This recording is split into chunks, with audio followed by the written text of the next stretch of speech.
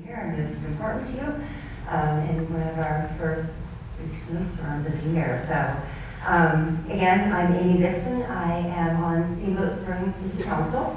I wanted to talk about the letter that City Council put together and sent to the Routt County Planning Department. While I talk about that, I have to say that I will highlight the issues related and provide additional context for my concerns. And I have to be real clear that I am speaking on behalf of Amy Dickson, not the rest of City Council or the City of Steamboat Springs. But I feel really strongly about this, and so I felt it was really important to use my voice at the council meetings as well as be here tonight to talk to all of you. So a little background. The City of Steamboat Springs was asked in October of 2025 whether City Council would like to weigh in on the proposed Stagecoach Ranch development. And as many of you know, that I felt very strongly, as did other members of our City Council. We weighed in collectively and submitted the letter to the Routt County Planning Department outlining questions and concerns for the proposed development. It's important to note that council members hold different perspectives and levels of concern. So I want to put that out there. And we also have 2 new council members since November election who are not part of drafting the letter, so I'm not sure their stance on the proposed development. For me, the question is why the city is weighing in on the proposed development and why I feel like I should be weighing in as a elected official. And for me, it's pretty straightforward. Although the project is outside city limits, the impacts are not. Housing pressure, workforce shortages, traffic, emergency services, and infrastructure demands, and will land squarely on Steamboat Springs, as well as other communities, and we'll talk about that. This is the first time I ever feel like I'm yelling. You know, people are like, talk up, but I feel like I'm yelling. And so my concerns really around this are grounded not only in what we're hearing locally, but what we have seen in other mountain communities where large-scale private luxury resort developments have occurred.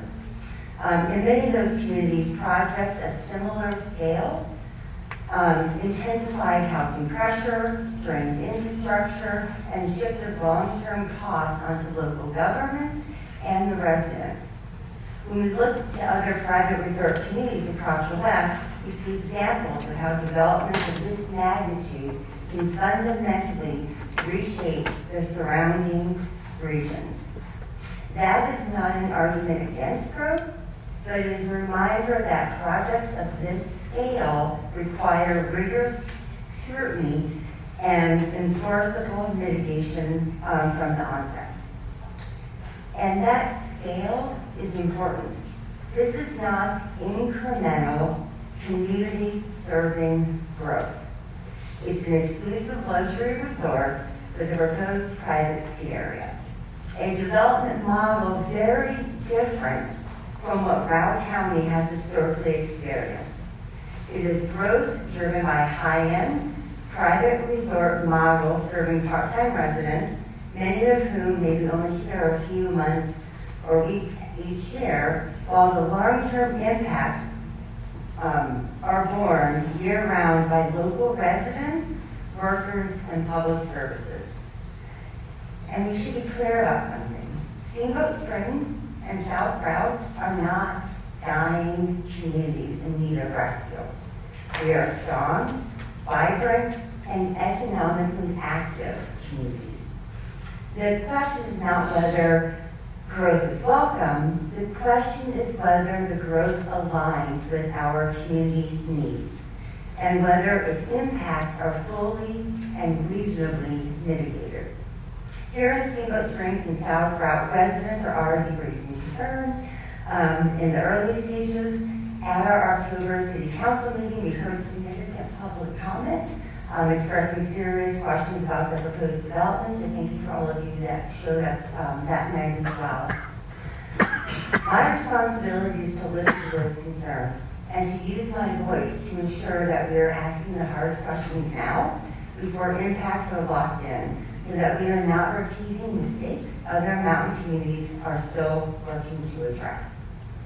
I won't go over time, so I'm going to touch on a couple of the areas that were highlighted in the letter, and I'll expand more in my perspective on why I wanted to address those. Housing affordability and workforce housing. City of Steamboat Springs is facing a severe housing crisis. We all know that. In 2024, the median sales price across all residential types in Steamboat was $1.3 million.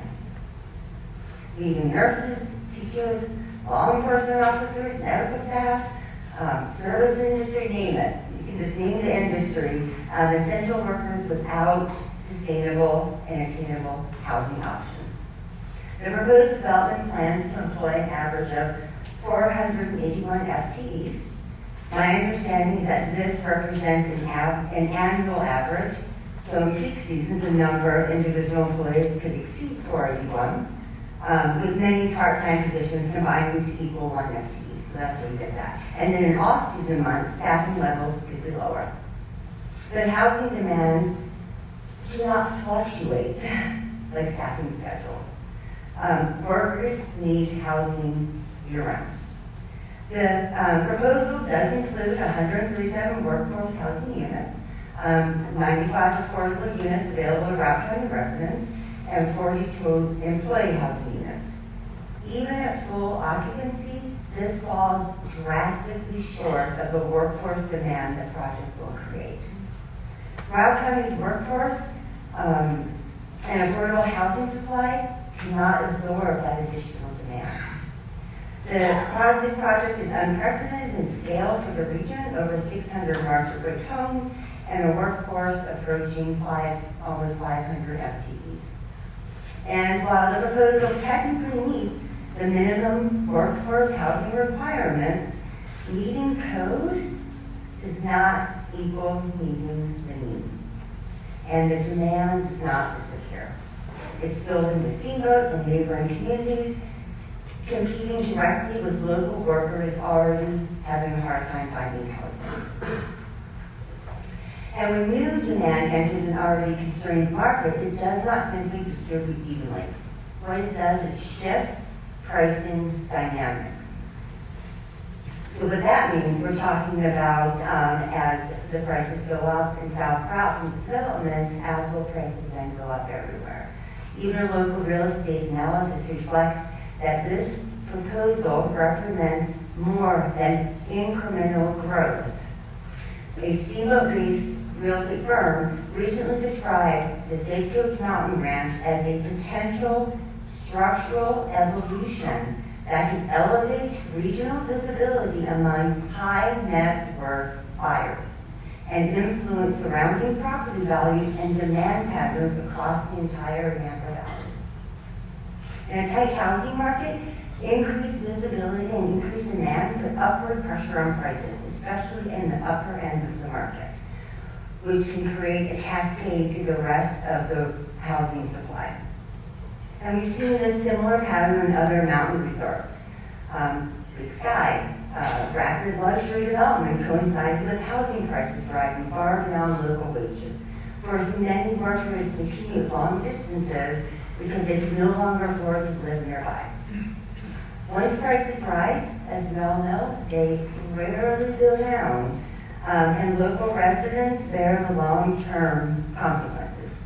Housing is the pillar to a strong and vibrant community. When that pillar weakens, everything else strains. Going into that, talk about workforce shortages, which is closely connected to the housing affordability. Rock County's job growth has already outpaced population growth and housing supply. We are experiencing shortages across every sector: healthcare, education, public safety, hospitality, childcare. So introducing nearly 500 FTE positions into an already tight labor market will intensify competition for workers. Small local businesses will be competing with a large global luxury resort developer for the same limited workforce. particularly during peak winter months. And these shortages do not happen in isolation. When one sector struggles to hire, the strain carries into others. And this is not theoretical, we're actually seeing it now. We can use our child care crisis as an example. So we do not have enough child care providers, and working families are paying a significant portion of their take-home pay for care if they can actually even find it. And there was in 2023, Route County Child Care Needs Assessment identified housing costs as a primary contributor to early childhood staffing shortages. So private providers cannot afford to live where they work as it is. When jobs are created faster than housing, surrounding towns absorb the impact, and that pattern has played out in other resort communities. This is a cumulative impact, and it is foreseeable. I got the 5-minute sign, so I'm not going to go into traffic and transportation. I was going to hit on Yampa River, but thank you, Bob. You did a great job with your presentation. So, when I opened tonight, I said the city choose to weigh in because although this project is outside our city limits, the impacts are not.